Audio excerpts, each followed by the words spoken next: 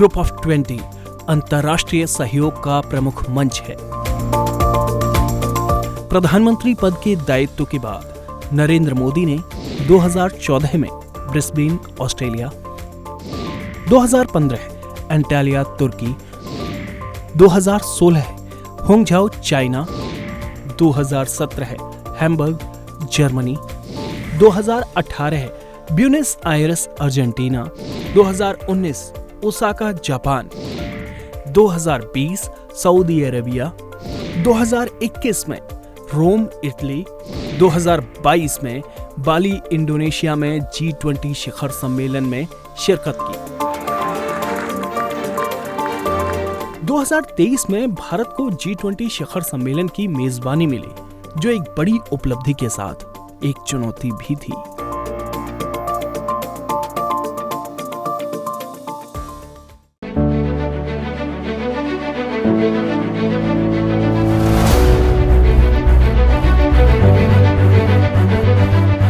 आज G20 के president के तौर पर भारत पूरी दुनिया का आह्वान करता है कि हम मिलकर सबसे पहले इस ग्लोबल ट्रस्ट डेफिसिट को एक विश्वास, एक भरोसे में बदलें। यह हम सभी के साथ मिलकर चलने का समय है और इसलिए सबका साथ, सबका विकास, सबका विश्वास, सबका प्रयास का मंत्र हम सभी के लिए एक पथ प्रदर्शक बन सकता है। भारत की G20 प्रेसिडेंसी देश के भीतर और देश के बाहर इंक्लूजन का, सबका साथ का प्रतीक बन गई है। भारत में ये पीपल्स G20 बन गया।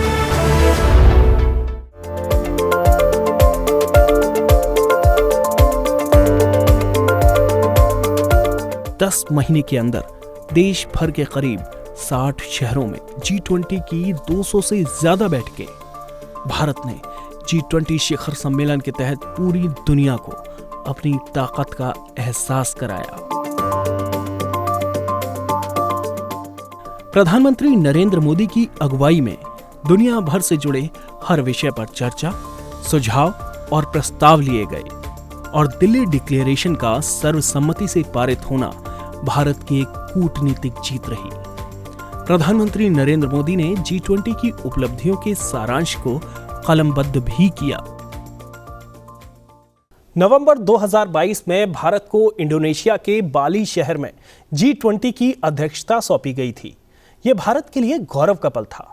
हालांकि भारत को G20 की अध्यक्षता की जिम्मेदारी ऐसे वक्त पर मिली जब पूरा विश्व आर्थिक चुनौतियों, जियोपॉलिटिकल संघर्ष और कोरोना जैसी महामारी से जूझ रहा था। ऐसे वक्त में पूरे विश्व की निगाह इस सम्मेलन पर थी। भारत ने इस समिट के जरिए दुनिया की आशाओं को नए पंख भी दिए और सिर्फ आर्थिक विकास ही नहीं बल्कि मानव केंद्रित विकास की अवधारणा भी दी। नमस्कार, स्वागत है आपका संसद टीवी में। मैं हूं नवविक्रम सिंह। हाल ही में G20 शिखर सम्मेलन की अध्यक्षता का साल भर पूरा हो गया। प्रधानमंत्री नरेंद्र मोदी ने इस मौके पर अपने विचारों पर एक लेख भी लिखा।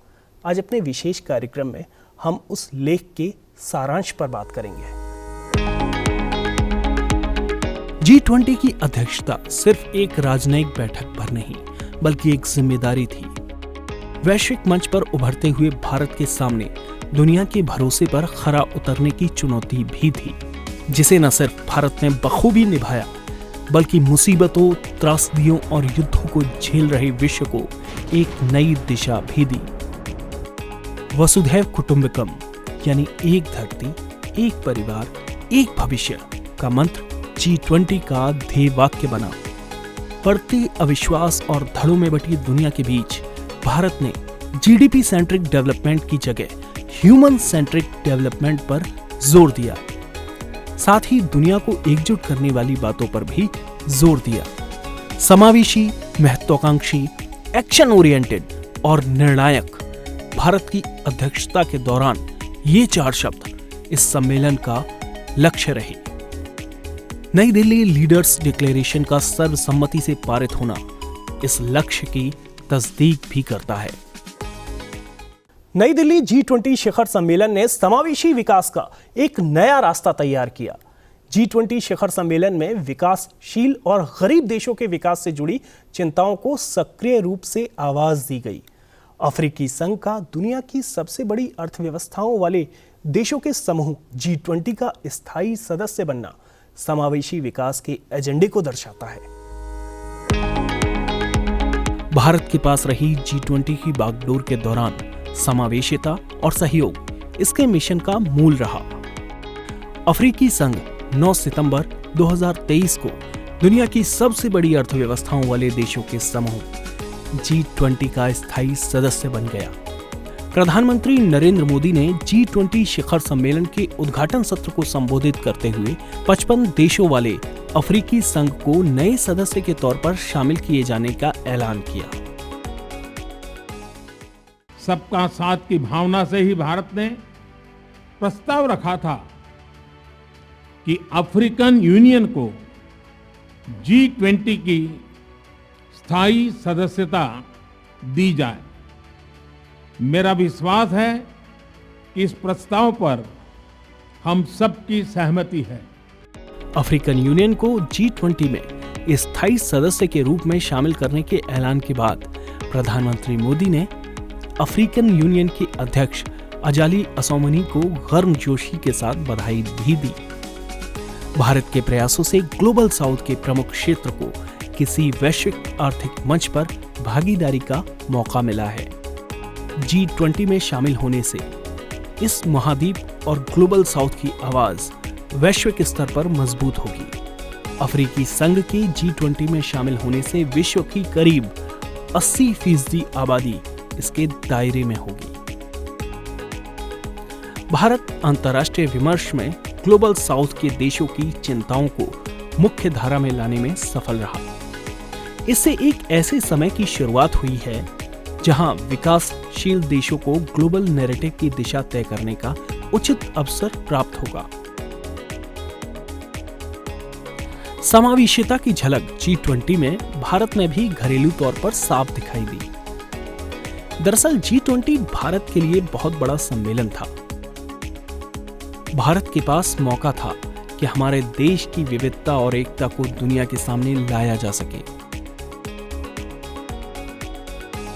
देश के लगभग सभी प्रांतों में हुए आयोजन ने सभी देशवासियों को इसका भागीदार बनाया।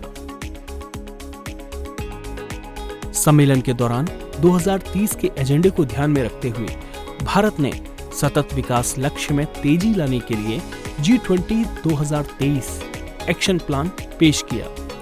इसके लिए भारत ने स्वास्थ्य, शिक्षा, लैंगिक समानता, पर्यावरणीय स्थिरता सहित परस्पर जुड़े मुद्दों पर एक व्यापक एक्शन ओरिएंटेड दृष्टिकोण अपनाया। इस प्रगति को संचालित करने वाला एक प्रमुख क्षेत्र मजबूत डिजिटल पब्लिक इंफ्रास्ट्रक्चर है। इस मामले में आधार, UPI और डिजिलॉकर जैसे डिजिटल इनोवेशन के क्रांतिकारी प्रभाव को प्रत्यक्ष रूप से अनुभव करने वाले भारत ने निर्णायक सिफारिशें दी। G20 के जरिए भारत ने डिजिटल पब्लिक इंफ्रास्ट्रक्चर रिपोजिटरी को सफलतापूर्वक पूरा किया, जो कि वैश्विक तकनीकी सहयोग की दिशा में एक महत्वपूर्ण प्रगति है। कुल 16 देशों के 50 से अधिक DPI को शामिल करने वाली ये रिपोजिटरी समावेशी विकास की शक्ति का लाभ उठाने के लिए ग्लोबल साउथ को DPI का निर्माण करने, उसे अपनाने और व्यापक बनाने में मदद करेगी। वन अर्थ की भावना के तहत भारत ने तत्कालिक, स्थायी और न्याय संगत बदलाव लाने के महत्वाकांक्षी और समावेशी लक्ष्य पेश किए। घोषणा का ग्रीन डेवलपमेंट पैक्ट एक व्यापक रोडमैप की रूपरेखा तैयार करके भुखमरी से निपटने और पृथ्वी की रक्षा के बीच चुनाव करने की चुनौतियों का समाधान करता है। इस रोडमैप में रोजगार और इकोसिस्टम एक दूसरे के पूरक हैं। साथ ही G20 घोषणा में 2030 तक रिन्यूएबल एनर्जी की वैश्विक क्षमता को 3 गुना करने का महत्वाकांक्षी आह्वान किया गया। ग्लोबल बायोफ्यूल्स अलायंस की स्थापना और ग्रीन हाइड्रोजन को अपनाने की दिशा में एक ठोस प्रयास के साथ एक स्वच्छ एवं हरित दुनिया बनाने संबंधी G20 की महत्वाकांक्षाएं निर्विवाद हैं। भारत की प्राचीनतम परंपरा के सतत विकास के लिए जीवन शैली के माध्यम से हम आगे बढ़ सकते हैं। अब दुनिया भी उससे लाभान्वित हो सकती है। इसके अलावा घोषणा पत्र में जलवायु न्याय और समानता के प्रति हमारी प्रतिबद्धता को रेखांकित किया गया है, जिसके लिए ग्लोबल नॉर्थ से पर्याप्त वित्तीय और तकनीकी सहायता देने का अनुरोध किया गया है। पहली बार विकास के वित्त पोषण से जुड़ी कुल राशि में भारी बढ़ोतरी की जरूरत को स्वीकार किया गया, जो अरबों डॉलर से बढ़कर खरबों डॉलर हो गई है। G20 ने ये माना कि विकासशील देशों को वर्ष 2030 तक अपने राष्ट्रीय स्तर पर निर्धारित योगदान को पूरा करने के लिए 5.9 ट्रिलियन डॉलर की आवश्यकता है। इतने ज्यादा संसाधन की आवश्यकता को देखते हुए G20 ने बेहतर, ज्यादा विशाल और अधिक प्रभावकारी मल्टीलैटरल डेवलपमेंट बैंक के महत्व पर विशेष जोर दिया। इसके साथ साथ भारत संयुक्त राष्ट्र में सुधारों को लागू करने, विशेष रूप से संयुक्त राष्ट्र सुरक्षा परिषद जैसे प्रमुख संस्थानों के पुनर्गठन में अग्रणी भूमिका निभा रहा है, जिससे और भी अधिक न्यायसंगत वैश्विक व्यवस्था सुनिश्चित होगी। नई दिल्ली घोषणा पत्र में महिला पुरुष समानता को केंद्र में रखा गया, जिसकी परिणति अगले वर्ष महिलाओं के सशक्तिकरण पर एक विशेष वर्किंग ग्रुप के गठन के रूप में होगी। भारत का महिला आरक्षण विधेयक 2023, जिसमें भारत की लोकसभा और राज्यसभा समेत विधानसभाओं में 1/3 सीटों को महिलाओं के लिए आरक्षित किया गया है। महिलाओं के नेतृत्व में विकास के प्रति हमारी वचनबद्धता का प्रतीक है। नई दिल्ली घोषणा पत्र इन प्रमुख प्राथमिकताओं में सहयोग सुनिश्चित करने की एक नई भावना का प्रतीक है, जो नीतिगत स्पष्टता, विश्वसनीय व्यापार और महत्वाकांक्षी जलवायु कार्रवाई पर केंद्रित है।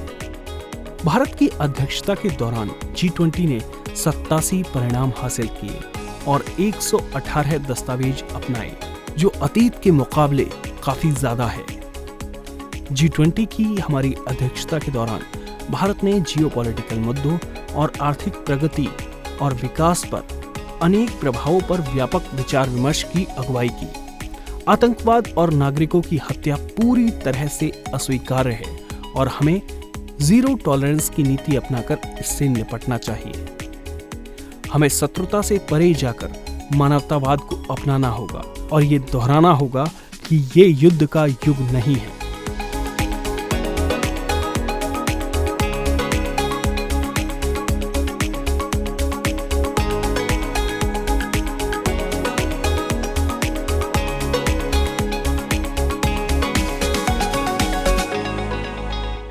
हमारे इस कार्यक्रम में इतना ही। आप हमारा ये कार्यक्रम संसद टीवी के YouTube चैनल पर भी देख सकते हैं।